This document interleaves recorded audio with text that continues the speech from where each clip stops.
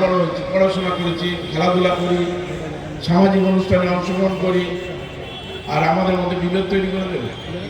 এটা হয় কখন? এই মূর্খের দল, ওরা জানে না, অন্ধভক্তরা। আজকের উত্তরপ্রদেশ, যে উত্তরপ্রদেশকে আজকের মধ্যে যোগী আদিত্যনাথ, সেখানে মুখ্যমন্ত্রী যোগী, আজকে সেখান থেকে সবচেয়ে যদি গরু রপ্তানি হয়, ভারতবর্ষ আজকের প্রায় প্রথম স্থানে চলে গেছে। তোমরা যদি গোমাতাকে তোমরা এত ভালোবাসো, তাহলে এগুলো যাচ্ছে কোথায়?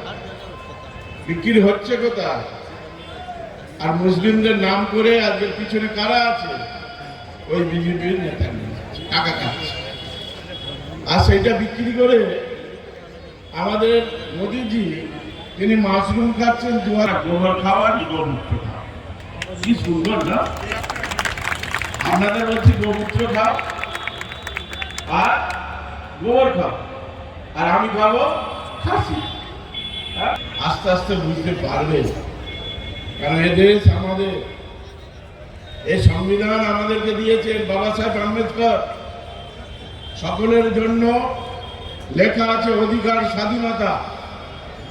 সেখানে বলা হয়েছে এই সংবিধান যখন ভালো মানুষের হাতে পড়বে, ভালো পরিচালকের উপর দায়িত্ব পড়বে, তখন এই সংবিধান সম্মান পাবে।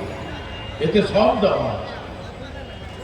আর এই সংবিধান যদি আনপড় গাওয়ার হাতে পড়ে যায়, তখন এই সংবিধানের বদনাম হয়। তা আমাদের এই সংবিধান আমাদের স্বীকৃতি দিয়েছে, মর্যাদা দিয়েছে, অধিকার দিয়েছে, ধর্মের স্বাধীনতা দিয়েছে। সেই জায়গায় কেন আমাদের মধ্যে বিবাদ